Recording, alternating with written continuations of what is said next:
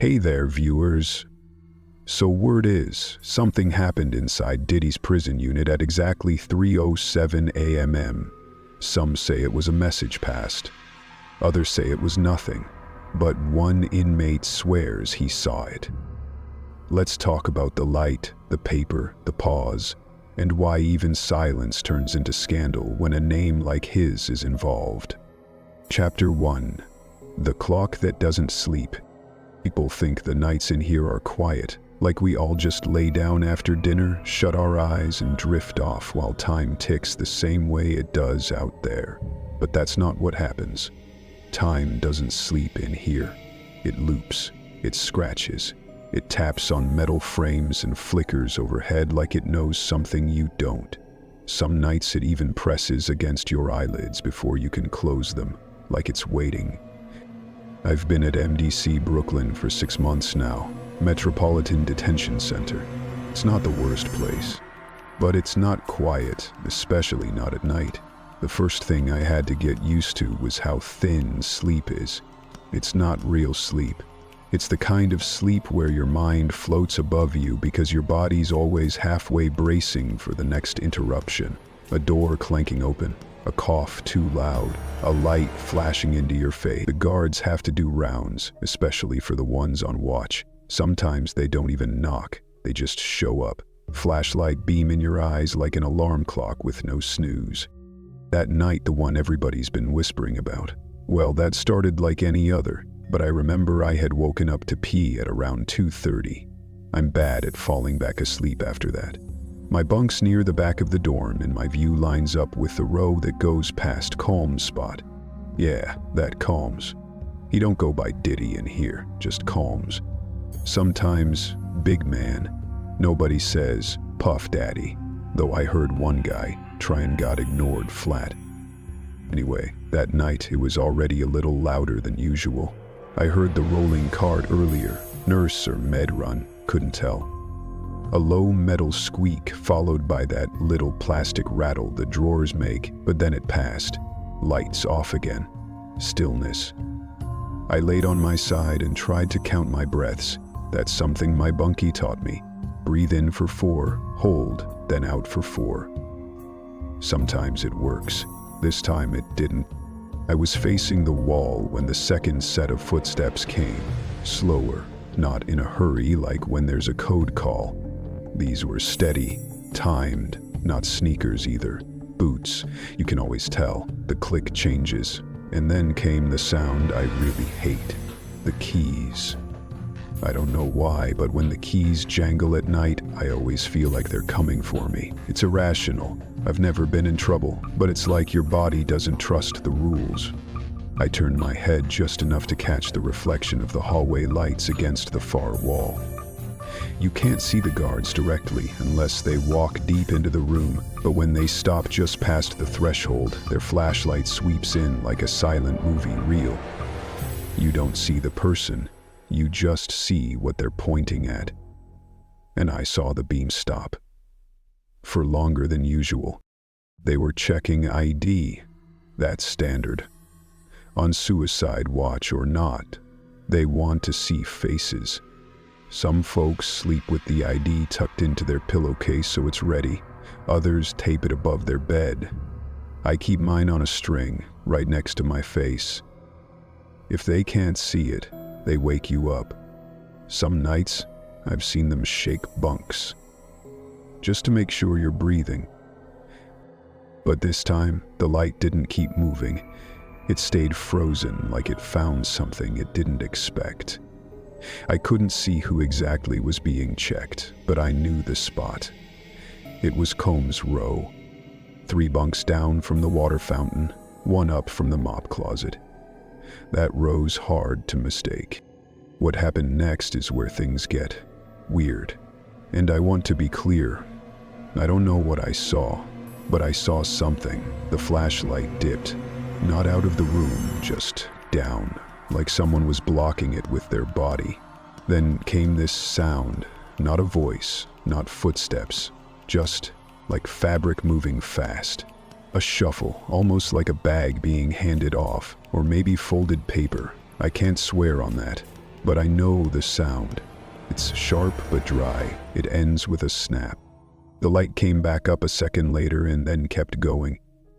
I didn't hear any names called. Usually they say something like roll check or ID up. This time, nothing, just silence. That kind of silence where you can tell two people are aware of each other and trying not to disturb whatever bubble they've just made. At 3:07 a.m., yes, I remember the exact time because I turned over and looked at the wall clock. We went back to normal. That clock is busted most of the day, but at night it glows just enough to tell you how many more hours you've got till chow. I watched the minute hand move forward, like it was proud to be done witnessing whatever it saw. The whole room didn't see what happened. That's another thing people get wrong. These rooms aren't auditoriums, they're mazes. You can go 2 feet and lose sight of someone. But I wasn't the only one awake. My bunkie was up too. She didn't say anything at the time, but later that morning she whispered, "You see that last night?" I said, "What?" Like I didn't know. But she knew I knew. People started talking more after that. Nothing direct, just sideways things. He's getting things they don't let us get. I heard they let him make calls late. He got something passed to him, I swear. All of it unverified, none of it proven, but that's how stories work in here. They don't arrive all at once, they drip. They collect into puddles, and then one day someone steps in it barefoot and swears they were the first to know. I don't think the guard was doing anything shady, but I do think that moment when the light paused and the body blocked the beam and the sound happened, that's when people started filling in their own details. Some said it was money, others said it was a note, someone even said it was a USB stick, which is ridiculous. You can't even get shampoo in here without 5 forms.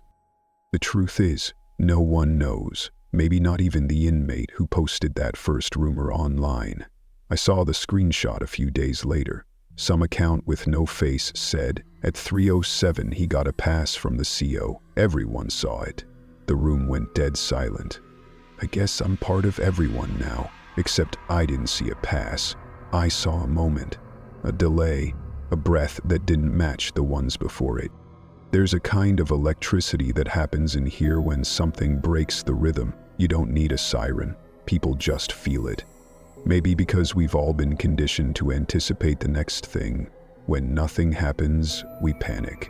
When something happens and then pretends it didn't, we panic even more. Later that week, someone put up a sheet of paper by the phones saying access hours had changed, no reason given. A couple of the older guys said it had nothing to do with Combs, but the timing made it part of the story. Everything gets linked eventually. If a light flickers over your bed and you're famous, someone will say it's the FBI blinking Morse code. By Friday, the story had changed twice. First, it was a note from a lawyer. Then it was a threat from someone outside. Then it was a song lyric, real talk from the inside. All nonsense. But it didn't matter. The 3:07 thing was real. At least the way I remember it. I never told anybody on the outside. My cousin works at a library, and she once said, stories are just what happens when people try to make sense of chaos. That's what this is, I think. Chaos, dressed up like routine. Because let me tell you, 3 a.m. in here is a routine. The flashlight, the clipboard, the whispered name, the breath someone takes when they're pretending to still be asleep, the scrape of boots, the hush that follows. But that night, for exactly 7 minutes, routine broke its own rhythm. And whether it was something or nothing, it left a mark, not on the record books, not on paper, but in the pauses between every rumor that came after. So, yeah, I saw something. And I didn't. The flashlight paused, the air shifted, a sound snapped, the minute hand moved, and the clock, like always, didn't sleep. Chapter 2. What a 3 a.m. check looks like. Most people think 3 a.m. is just a time, like a number you glance at on a clock when you wake up thirsty. But in here, 3 a.m. is an event. It's a feeling, a beat in the middle of the night that every single body in the room prepares for, even if they're asleep. Some folks think it's random. It's not. It's written down, scheduled, checked off in black ink. Every round, every flashlight flash, every bunk pause. It's all logged, not because anyone wants to, but because they have to. There's a sheet. It lives on a clipboard that gets carried from one end of the unit to the other, clamped so tight the corners bend. You'll hear the tap of the pen against it before you hear the person carrying it. You'll feel the light before you feel the air move. That's how I know what time it is, even if I can't see the clock. If I feel light in my face and a shadow standing long enough to write something, I know it's one of those hours. They check for breathing. They check for movement. They check IDs. Always. Some of us joke that the ID sees more light than we do. I used to keep mine tucked into my shoe, but after I got written up for not having it ready, I started hanging it from the edge of the bunk, clipped to an old hair tie. That way, I don't have to open my eyes all the way. I just reach, lift it up, show it through the air, and try not to wake all the way up. Some girls even practice the motion. Sit up, flash the ID, lie back down. Muscle memory. That's the rhythm of night checks. Sit, show, lie back. No questions. No talking. You learn to do it in your sleep, basically. But that rhythm gets broken sometimes. Usually not by anything dramatic. Maybe someone doesn't wake up quick enough and gets their bunk rattled. Maybe someone forgets their ID or dropped it and now they're scrambling around in the dark. And once in a while, the guard just stands still a little longer, like they're thinking, or looking, or maybe waiting. The night this story's about, the one where folks say something got passed, wasn't my first 3 a.m. check. But it was the first where the whole room felt like it noticed. Usually only the person being checked really pays attention. Everyone else tries to play dead. But that night, it was like the room held its breath together. My bunk's against the far wall. To my left is the steel ladder that leads up to my bunkie's bed. It rattles even when she moves her feet too hard in her sleep. The metal frame squeaks too if you shift your weight too quick. That's just how it is in here. Everything announces itself. Nothing is quiet, not really. So you learn to tune things out. But that night, it was like everything tuned in. Like the floor was suddenly louder. Like the walls leaned in. Our bunks are tight. I could reach out and tap the next bed if I wanted to. Some girls sleep with their shoes right up against their neighbor's locker. There's not a lot of space for privacy. You smell other people's breath, you hear their teeth grind, and if someone's whispering 3 bunks over, chances are you'll catch at least half of it. Which is why nobody believes rumors start out of nowhere. They don't. They get built. Brick by brick, whisper by whisper. After that night, people started saying things. I didn't say anything, not really, but I listened. One person swore he never sleeps. That Combs, I mean. Said he stays up journaling. Said he writes in pencil, real quiet. Another said he sleeps with both hands on his chest, like he's in a movie or something. Then someone else claimed he was teaching something, like a class during the day, like a business group with notes and everything. None of it matched up, which told me people were making it up as they went. Doesn't mean none of it happened, just means the versions don't line up. One of the screenshots floating around said he had a whole 15-page packet he was giving out, called it free game. Another post said the guards were letting him host late-night talks. Another said he got extra phone time. All of it unconfirmed, some of it probably false. But again, that's not the point. The point is people noticed something, then reached for whatever version of the story fit what they already believed. The story about the folded paper was like that. I didn't see it, not directly. But the guy who said he did, he kept talking about a triangle. Not the shape, but the way the light hit the space between the bunk, the guard's shoulder, and the wall. He called it the triangle of hands and shadow. He said something moved in that triangle.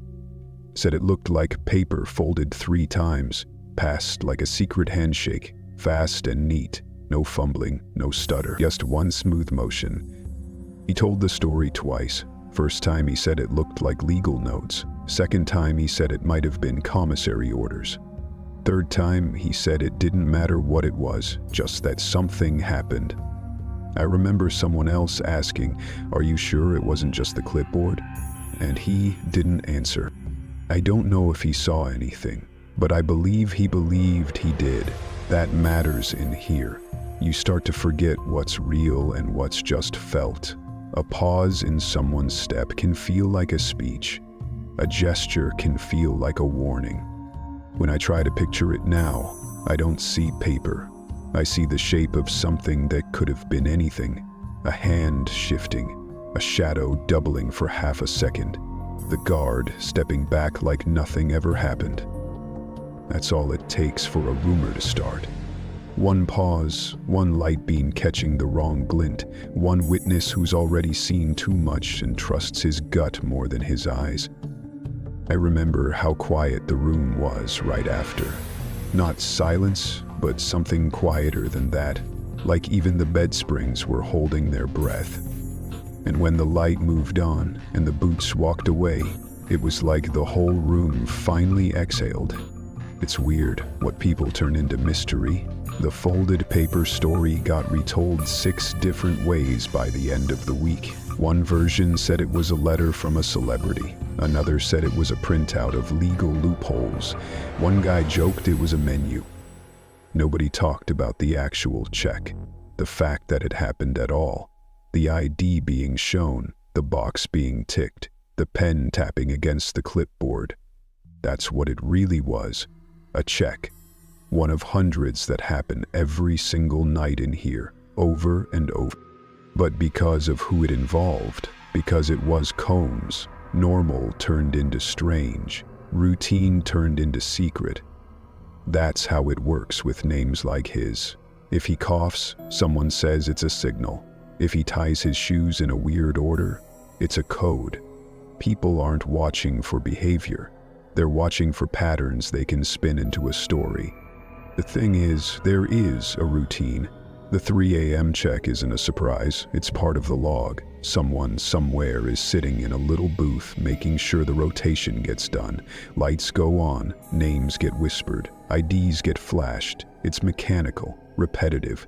But every now and then, it glitches. Someone hesitates, a light stays a second longer, a hand shifts, and that's when people notice. That's when someone decides to remember it differently. That triangle of light, hands, and wall, that's not something you see unless you're awake and still. I wouldn't have noticed it if I'd been asleep. Maybe nobody would have, but someone was. And he says what he saw changed things. I don't know if that's true, but I know this. Nobody talked about the triangle before. Nobody had a reason to. Now people bring it up like it's part of the architecture. You see the triangle, you hear what passed through the triangle, like it's a portal or something, like it's sacred. It's just light. And paper, maybe. And breath. And someone watching who had nothing better to do at 3:07 in the morning. We map these things, we make charts in our heads, we try to remember what side of the room the sound came from. We whisper guesses in the lunch line. But we don't know. That's the truth. We don't know. I think maybe that's the point.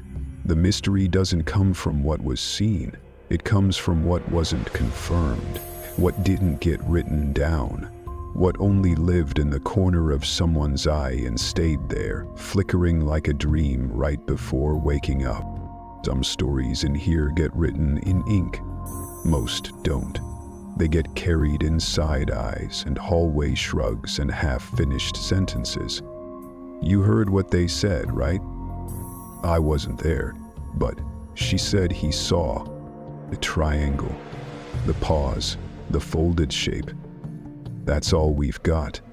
The rest is what we do with it. Chapter 3. Sweep night. It was a Thursday when the sweep happened. Or maybe Friday, technically, since it hit sometime after midnight. The date doesn't really matter. What matters is that it came when most of us were caught in that dry, broken sleep.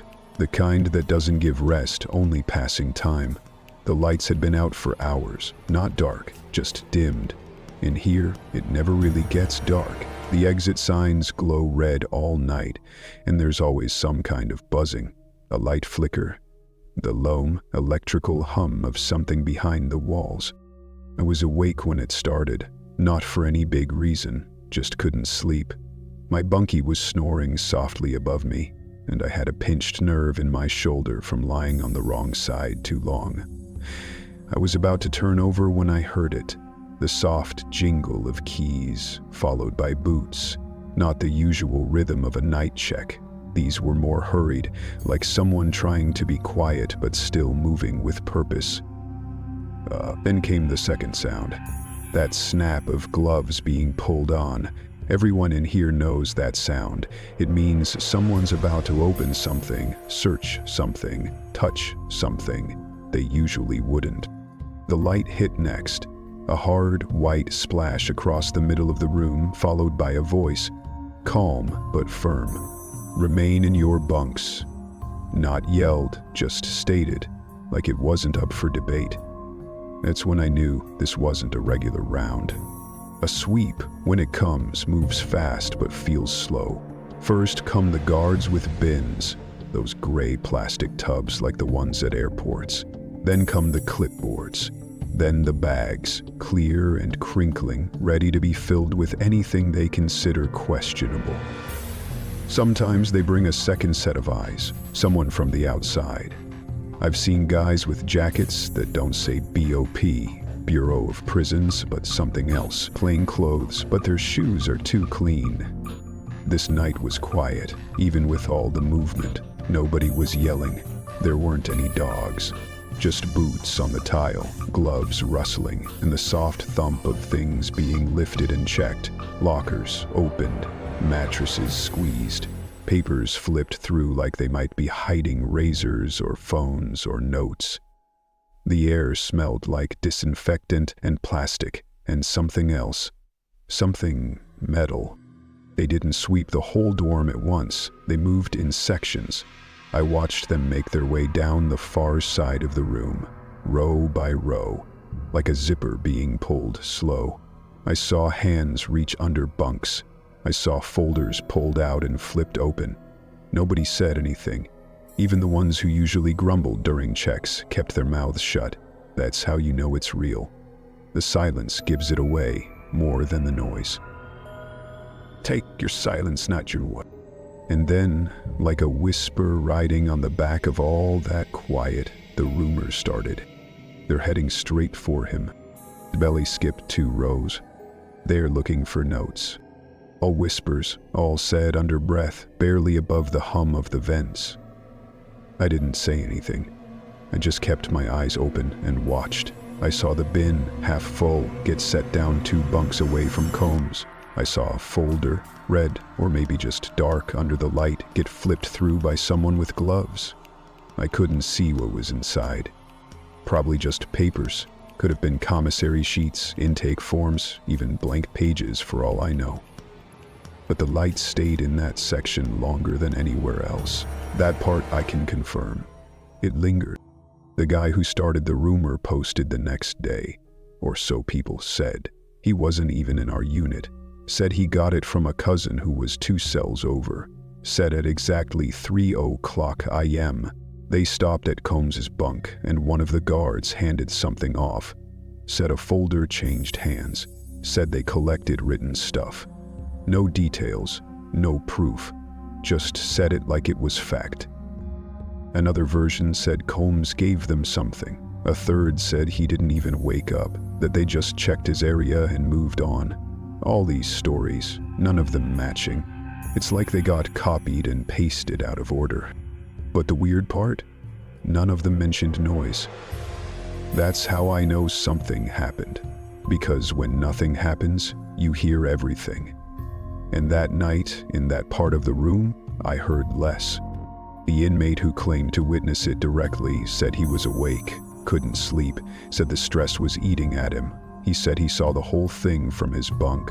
Described it like he was watching a play. Doorway light casting shadows, Combs sitting up halfway, eyes open but quiet, guard holding a clipboard in one hand, something else in the other. A moment of stillness. Then emotion, then everything went back to how it was. He called it the triangle. Said the light, the bunk edge, and the shadow of the guard formed a perfect triangle. Said something moved in that triangle, fast but deliberate. He didn't say what. Just that it moved, then it was gone. I don't know if I believe him, but I know what I saw. Or more importantly, what I didn't see. Because sometimes the absence of a thing is what makes you notice. There should have been a shuffle, a cough, a paper crackling, something, but there was just quiet. The sweep moved on after that. Down the row, around the back corner, toward the bathrooms. I turned to face the wall. Tried to sleep. Failed, obviously. The next morning felt tight. You know what I mean? Tense. People moved slower. Nobody turned their radios on. A couple of girls skipped breakfast. Nobody said why, but we all felt it. And that's when the whispers started morphing. Field passed something to them. They took his journal. Lee found a stash. None of it confirmed. But it didn't matter. The sweep had happened. That was real. The rest just grew on top of it like moss. By the end of the day, the story had evolved into a legend. The 3 a.m. folder, some people were calling it. They said it glowed under the light. They said it was sealed with tape. They said a signature was on the front. None of that is what I saw. But now it's what people say they remember. I get it. In here, stories are the only things that travel freely. They're not behind bars. They don't need clearance or roll call. They move through whispers, tray lines, laundry shifts. A single detail, even a wrong one, can echo for days. The part I can't stop thinking about is this. Did the sweep make the rumor, or did the rumor make the sweep? Was something building before that night? Did the guards hear something? Did someone tip them off? Or was it just a routine check that became special because of who it involved? Because that's what it always comes back to. If it had been anybody else, nobody would have remembered the time. Nobody would have cared what kind of folder it was. But because it was Combs, because his name holds weight, even a pause became something worth memorizing. The sweep isn't rare. We get them now and then. It's part of the rules. Keeps people honest, or tries to. Most of the time it's over and done. You lose some snacks, maybe a letter you forgot to hide. But this time, it felt different. It felt like a scene. And once a night turns into a scene, people start assigning roles. Combs became the actor, the folder, the prop, the guard, the handler, the witness, the narrator. And me? I guess I'm just one of the extras, sitting in my bunk, watching the story grow legs. Someone told me later that a pen circled exactly 3:00 on the log sheet. No confirmation, of course, just another image, passed along like a photo nobody can prove exists. A pen circling a time. A folder tucked under an arm. A pause too long. That's all it takes. Chapter 4. The Call Matrix. Phones in here don't ring the way they do outside. You don't hear them buzz or vibrate in your pocket. They sit against the far wall, mounted like payphones from another time. Thick plastic, coiled cords, tiny plastic placards screwed above them with the rules printed in faded black. There's no privacy. You stand and talk while a dozen others wait their turn behind you, or worse, watch you while pretending not to listen. But at night, those phones turn into something else. Not tools, not amenities, symbols, promises, threats. A phone call after dark means something's wrong or something's about to be. Even if the line's just static, people stare like it's carrying a secret. I didn't use the phones much. I didn't have anyone I needed to call like that.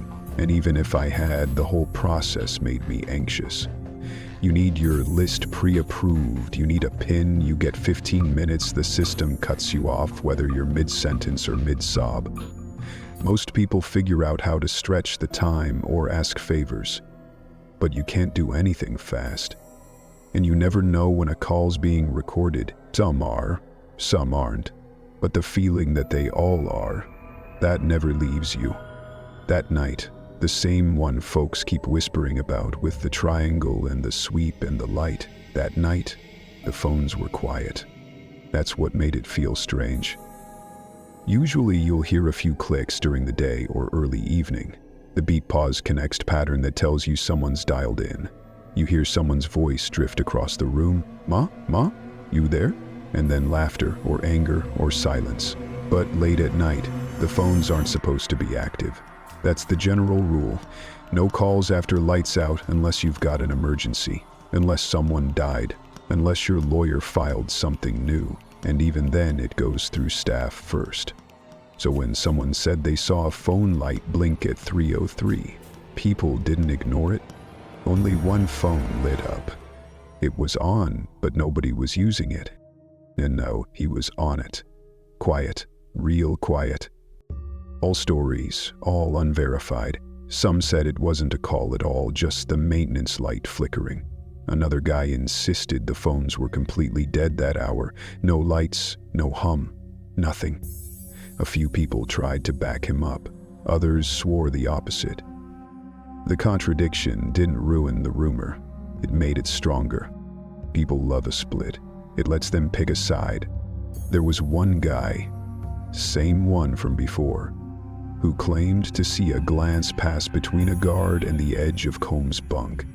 Just a glance, like a cue. A note passed quickly. Then, quiet. He couldn't say if a phone ever got picked up, but he thought he heard the handset shift. Like plastic hitting plastic too softly to echo.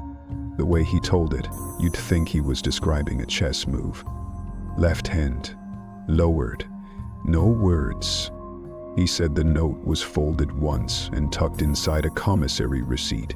Said he saw it pass from the guard's vest to the pillow crease. Then, nothing.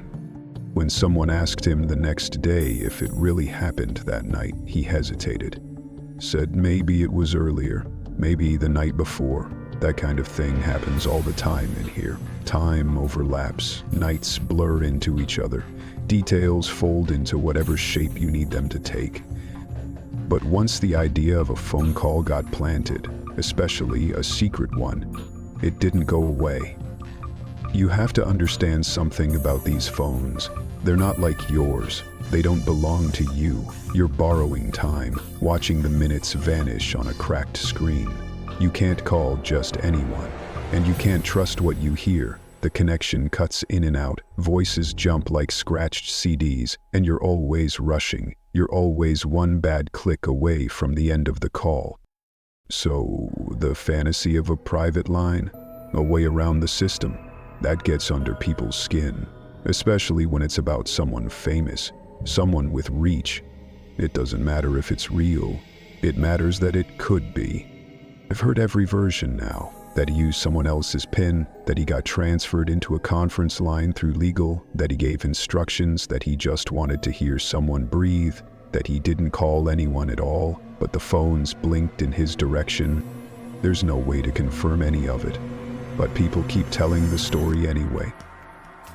One person said he saw a slip of paper in the trash the next morning, said it had 6 digits, no name, no header, just numbers. Said he picked it up, memorized it, then flushed it. Said he wasn't stupid enough to keep it. Another said a note was posted by the phones the next day with new restrictions, claimed it had red pen marks on it. Said that meant something, though nobody could explain what. I don't believe most of it, but I believe the need for it.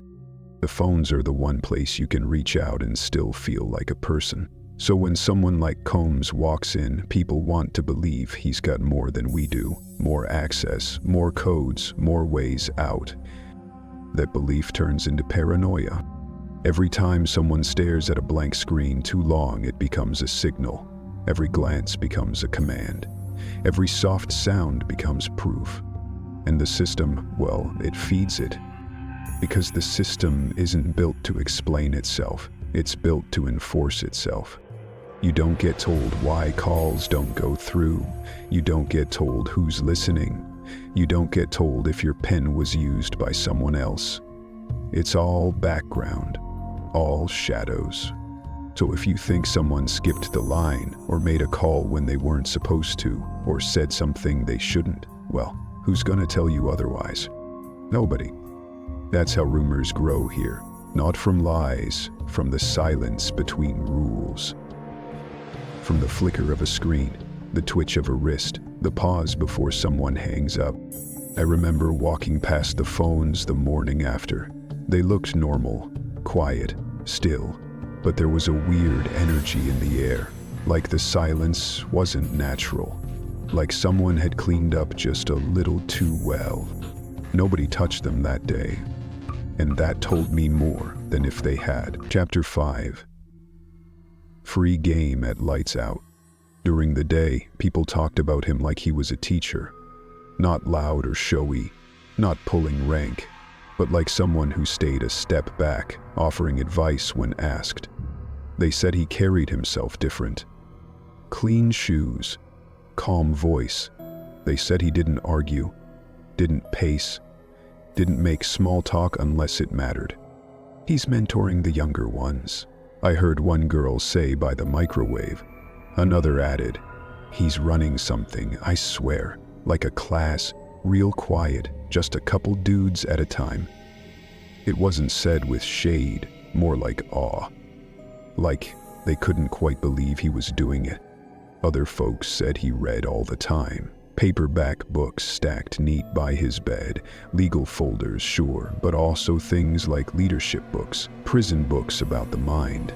A guy told me once that Combs was writing lesson plans, something like a 10-step entrepreneur guide, passing them around like homework. They called it free game. I never saw a page of it myself. Maybe it was real. Maybe it was just a nickname for conversations people had with him. When someone with that much history says, here's what I learned, you don't ask for a syllabus. But at night, the story changed. At night, people whispered that he didn't sleep, that he wrote in the dark, long after lights out, sitting half upright in bed with his back against the wall. One girl said he used the light from the hallway to see the lines on the page. Another said he didn't need light, that he knew what he was writing without seeing. That's how the notebook rumors started. Someone said he had a little composition book, old and soft around the edges with tape holding the spine. Said he kept it under his mattress, but pulled it out after count, wrote in it for hours. No sound, just the scratching of pencil on paper. Someone else swore it wasn't a notebook at all, just a folded up legal pad he reused every night. Said it was yellow and creased from being sat on. Said you could see the corner peeking out if you walked past quick enough. I didn't see either one, but I heard the rustle one night. The unmistakable sound of paper being pulled from under fabric. The tiny friction of it. That was real. And I remember thinking, whatever that is, it matters to him. Because nothing in here stays uncreased unless you protect it. People guessed all kinds of things. Some said he was writing music. Others said it was a journal, a log of everything that happened. One guy told me it had legal strategies. Another whispered that it was a list. A list of names.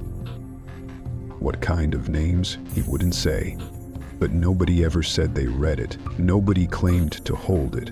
And yet the notebook, real or not, became a kind of ghost. It floated around the dorm in stories. A page here, a sentence there, a rumor that someone tried to copy it, a warning that someone was going to take it. And maybe that's the point. The paper didn't have to exist. It became the symbol people needed. You don't get a lot of ownership in here. Your bunk isn't yours. Your clothes are labeled. Your mail is opened. But paper? Paper feels different. If you're writing it and folding it and hiding it, then it's yours. even if it's blank. I thought about that a lot, the power of a page nobody could see. At 3 a.m. one night, I heard it again. The paper. Just a light rustle, followed by a shift in weight, the faintest creak of a mattress spring. I opened my eyes, turned slightly, and there he was. Sitting up, eyes open but not wide, like he was focused inward. The hallway light was catching just the edge of his shoulder. His hand moved slowly. I saw him lift the page, saw him glance at it. Then, almost without sound, he slid it under the corner of the mattress again.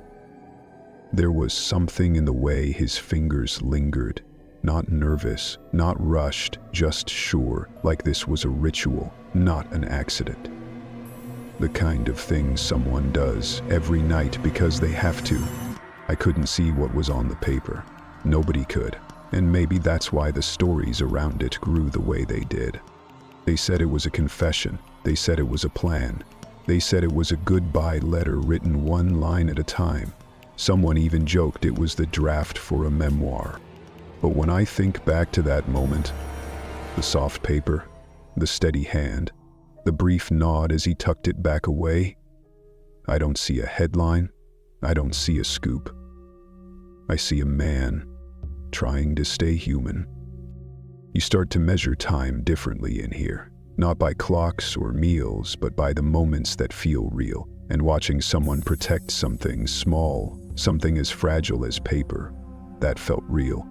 That notebook or pad or whatever it was, it became more than its content. It was a screen people projected their own hopes and suspicions onto. Some saw power, some saw guilt, some saw wisdom. Me, I saw survival. Because sometimes the only way to hold on to yourself in here is to put your thoughts down where nobody else can hear them. We won't invent the contents of the page. That wouldn't be right. We don't need to. The outline is the truth we have. A hand reaching, a paper lifted, a nod, a breath, a page returned to its hiding place. That's the story. Chapter 6, Emergency Runs and Midnight Medicine. The first time I saw a stretcher in here, I didn't even realize that's what it was. It wasn't dramatic. No sirens, no yelling, no crowd of guards running alongside it, just wheels. Soft rubber ones, the kind that don't echo when they move. The sheet draped over the top was clean, tucked tight like a hotel bed. And the person on it? Well, they weren't saying much. Just laying there, staring up at the ceiling like they'd seen it all already. After that, I noticed how quiet medical runs actually are. You'd think they'd be noisy, but they're designed not to be. That's part of it. They're fast, but not loud. Discreet, like a secret chore being crossed off someone's list. Inside this place, nights mess with your body. The air is thin. The lights are never fully off, and your brain never shuts all the way down. Stress builds up like steam in a pipe. People get dizzy, their chests tighten, blood pressure spikes, headaches crawl in from nowhere. And when it happens at 2 a.m., it feels worse than if it happened in broad daylight. Sometimes it's just anxiety, sometimes it's something real. Either way, medical gets called. If it's minor, they come with a rolling cart, a nurse, sometimes two, blood pressure cuff, temperature gun, maybe a little plastic case with pills inside. If it's worse, or if they're not sure, they bring a gurney. And if it's really bad, they take you out entirely. Escorts, paperwork, restraints if needed, through the tunnels, into the van, off to the hospital. It happens. Not every day, but often enough that the sight doesn't shock people. But if it happens at night, it becomes something else entirely. The night in question, the same night everything else seemed to happen, was one of those nights. Someone said they saw a stretcher, said it passed by at exactly 2:50. They weren't sure who was on it, but they said the sheet was pulled high, and the guard walking behind it wasn't the usual one. Another person said it wasn't a stretcher at all. It was just the nurse cart. Same wheels, same sound, different purpose. A third person said nobody left the unit that night. No doors opened, no patients removed. They said they were awake the whole time and would have heard something. They swore on it. And that's how the rumors started spinning. Left for scans. No, he had a seizure. Someone else collapsed. It wasn't even him. Amel never left the unit. That's just something they said to throw people off. Each version came with its own confidence, each one completely at odds with the next. By the time breakfast came around, the story had at least 10 branches. Some had combs being wheeled out under cover of night for an MRI. Others said he was faking illness to get a break from the dorms. One girl told me he was escorted to a private doctor, not even the regular medical bay. I asked her where she heard that. She shrugged. Everyone knows. I didn't see any stretcher that night. What I did see was the nurse cart. Around 2:45 or 2:50, give or take, rolled down the main walkway with 2 staff beside it. Nothing fast, no urgency, just routine. They stopped 3 bunks short of combs, checked someone else, took a temp, wrote something down. The light flickered once while they were doing it. Then they kept moving. The whole thing lasted maybe 4 minutes. By the time the rumors hit full steam, that detail got swallowed. The idea of a man quietly having his temperature taken didn't hold up against the image of him being rushed out under fluorescent lights. It wasn't cinematic enough. People wanted the stretcher, the escape, the drama. That's how it works in here. The dull truth loses every time. Because what sounds better, a nurse scribbling vitals on a clipboard, or a van idling at the back gate waiting to smuggle someone out for a midnight diagnosis? It's not about what happened, it's about what could have happened. And the more famous you are, the more space people leave in the story for imagination. Nobody asked Combs the next day. Or if they did, I didn't hear about it. He went about his routine, sat where he usually sat, ate what he usually ate, didn't limp, didn't cough, didn't wear anything different. But that didn't matter either, because by then, the ambulance lights were already burning in people's minds. One guy said he saw the wheels, not the stretcher, just the wheels. Said they rolled funny, like they were carrying something heavy. Another said the guard who usually ran the check was replaced that night. Said that's how you know something went down. No one could agree on the time. Some said it was 2:50, others said 3:15. One said he swore he heard the elevator at 3:07 exactly. And just like that, we were back to that time. That number, 3:07, it became the magnet again, pulling all the fragments toward it. That was the moment when I realized the story wasn't really about what happened. It was about the gap between what happened and what people needed to believe. Because in here, stories don't compete for truth. They compete for survival. The version that sticks isn't the most accurate. It's the one people remember best. Though if someone saw a nurse cart but someone else imagined a stretcher, guess which one gets passed along? The one with the wheels? The one with the lights? The one with the sheet pulled just a little too high? I went back in my head later, tried to track it. What if the cart I saw was the only thing that really happened? What if all these other stories, every scan, every seizure, every shadow, was just the echo of that one real thing? A cart, new nurses, a blood pressure cuff, the scratch of pen on paper. It doesn't sound like much, but in the middle of the night, with everyone half asleep and looking for something to talk about, it can become anything. It did become everything. The next morning, someone taped a sign to the wall near the phones.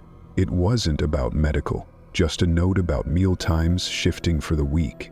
But the red ink they used, people said it meant emergency. They said it was tied to what happened. I saw a guy point at the comma in the second sentence and say it was a tell. That's what it's like in here. The truth becomes whatever can't be disproven. And the clock? Well, the clock doesn't argue. At 3 a.m., the second hand prefers mids. It doesn't care if there was a cart or stretcher, if a man was sleeping or being rolled away. It just ticks forward, collecting the silence between stories, letting them stretch into whatever shape the next person needs them to take. And that night, whatever shape it took, ambulance, nurse cart, paper sheet, clipboard, it started with wheels. Chapter 7. The Red Folder. You'd think paper wouldn't carry much weight in a place like this, but it does. Maybe not the paper itself, but the things wrapped around it. The folders, the envelopes, the bags. People watch those closely. More closely than the food carts. More closely than the clocks. Sometimes more closely than each other. And when a folder is read, people lose their minds. There was a red folder that night. Or maybe it wasn't red. Maybe it was brown, just stained or catching the light wrong. Maybe it was plastic with that oily sheen some folders have under fluorescence. But everyone calls it the red folder now, like it's a known thing, like it's earned the title. It was thin, not empty, but not stuffed. It had that slightly bloated look paper gets when it's been folded, unfolded, and refolded. The spine wasn't crisp. The corner upper right was bent.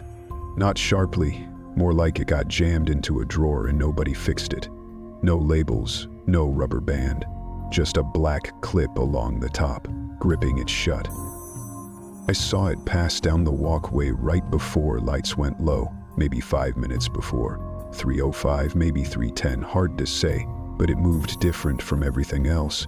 The nurse carts are wide and clunky. The meal trays roll, noisy. The supply bins rattle. But this thing moved soft. It passed hand to hand. 2 people, maybe 3, all wearing gloves. Each one handling it like it was something delicate, but not fragile. Like it mattered, but they couldn't afford to show that it did. It didn't stop near me. It kept moving, slow but smooth, until it passed by the bunk cluster where Combs sleeps. I didn't see who took it. I didn't even see if it stopped. The angle of the light bent weird over there. But something about the timing made my chest tighten. And apparently I wasn't the only one watching. By breakfast, the red folder had already become an artifact. Nobody said what was in it. Because nobody knew, but everyone had a guess. Red means legal. No, red means medical. You're both wrong. Red means disciplinary. People said it like they'd worked the system for years, like color coding was gospel. But the truth is, nobody agrees. Some places use red for confidential, some for contraband. Some don't use red at all. It's just whatever folder was available. But in here, color takes on a life of its own. If something's red, it must mean something serious. Something hidden, something that can't be ignored. I heard at least 4 versions of where the folder came from. One person said it was brought in by external staff. Another said it came from the warden's office. One girl told me it came from Combs himself, smuggled out from his locker and walked down the hall like it was nothing. Another swore it was just commissary papers for someone else entirely. But nobody could say where it went. That's the part that made people nervous. Usually when folders move through, they come back. Someone files them, they get dropped off at the front desk, they get left in the bin by medical. This one didn't come back, or if it did, nobody saw it. That made it more powerful. The story shifted by the hour. First it was a legal motion, then it was a transfer order. Then it was medical paperwork sealed under special request. Then finally, it wasn't about the contents at all. It was just the red folder. No one needed to say what it meant anymore. The object itself had swallowed its own context. It reminded me of something my bunkie once said. Objects don't carry meaning, they absorb it. In here, that's especially true. You can take something as small as a paper clip, and if you pass it the right way, under the right light, people will say it was a weapon, or a message, or a promise. The folder became all three. I remember what the room felt like the next morning. Stiff. Like people were walking softer, talking lower. Nobody cracked jokes during breakfast. The radio stayed off. Even the usual fight over juice, grape versus oranges, didn't happen. People kept glancing toward Combs's section, but he didn't do anything different. Ate the same, stood the same, walked the same. That made it worse somehow, because if he had acted strange, people might have let it go, might have said, something really is happening. But the normalcy made people suspicious. It made them think he was hiding something. Later that afternoon, someone posted a sign on the wall, standard issue. Unit cleaning rotation modified through next week. All items to be secured prior to inspection. Printed in black ink on white paper, but it had a red border. That was enough. People pointed at the border and said it was related. Said the red matched the folder, said it was a signal to expect more. One guy said it was a warning, another said it was code, a third said it was unrelated entirely, but shrugged like he didn't believe his own words. I stood there and read it twice.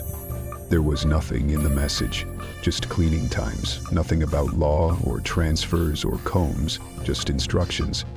But the red border? That made it feel like a continuation. And that's what people clung to. By the end of the week, the night had a name. They weren't calling it the night of the sweep anymore. It became the night of the red folder, like it was an event, a chapter, a turning point. I tried to remember exactly what I saw. I played it back in my head over and over. The texture of the folder, slick or matte. The clip, metal or black plastic. The edges, creased or curled. And every time the picture changed. In low light, all folders are red. That's the truth nobody wants to admit. What color we think we saw is just as much a reflection of our fear as it is our eyes. And fear spreads faster than facts. So what was the red folder? A prop? A piece of mail? Nothing at all? We do not know what was inside. And maybe that's the most honest part of the whole thing. Can you sit with that? Can you live in a place where not knowing is the closest thing to truth? Because in here, that's what we do every day. We watch something pass, we mark the time, we fill in the blanks, and then we pass it on. Chapter 8. What the inmate really confirmed.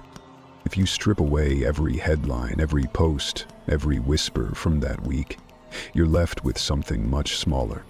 Just a sliver of a night, a single check, a few steps, a flashlight beam, maybe a paper.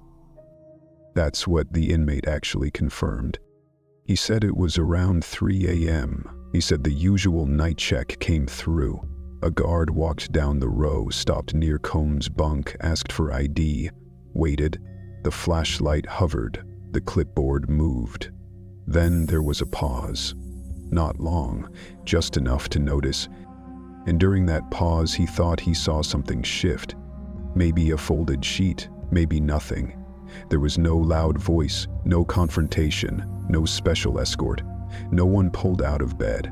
No one marched away. Just the same steps, the same light, the same silence. That's all we have for sure. No confirmation of what the paper was, no claim about violence, no secret note read aloud, just the shape of something being passed, or maybe just adjusted, something placed or retrieved, or maybe just touched, something that existed for a moment between two people in the narrow space between a metal bed frame and the edge of a clipboard. And then it was over. That's the part nobody talks about, the fact that it ended. The fact that whatever happened next, it didn't explode. It didn't escalate. It dissolved into the quiet of the dorm. But the gaps in that story, they became something else entirely. Because we, the ones watching, the ones outside and inside both, don't sit well with gaps. A paper passed becomes a plea deal. A light that lingers becomes a signal. A silent bunk becomes the center of a conspiracy. The truth is, we all bring something into that 3 a.m. room. Our fears, our needs, our curiosity, and when we're given even a small window, a moment, a pause, a rustle, we fill the rest in ourselves. We make the story make sense, or worse, we make it entertaining. One person sees a man being checked for vitals, another sees him delivering a message, another sees him surrendering power, another sees him seizing control. The story becomes a mirror, and in it, we see what we want. We wanted Diddy to be vulnerable. We wanted him to be strong. We wanted him to be punished. We wanted him to be protected. So we turned the flashlight pause into a symbol. We turned a routine procedure into a pivotal scene. We turned a moment of silence into a dramatic act break. And the man who told the story, he wasn't even sure anymore what he saw. He tried to recount it again later. He changed a few words. Maybe the guard leaned in. Maybe the paper wasn't there until after. Maybe it wasn't Combs who moved, it was someone else down the row. He couldn't be sure. Not anymore. That should have been the end of it. But it wasn't. Because Combs wasn't just a man in that moment. He was an emblem. He was the proof people were looking for. Proof that fame works differently, that power doesn't stop at the bars, that the system bends if you know how to hold it right. So everything he did, or didn't do, got reinterpreted. He sits quietly at lunch. He's negotiating something. He skips the line. He's paying someone off.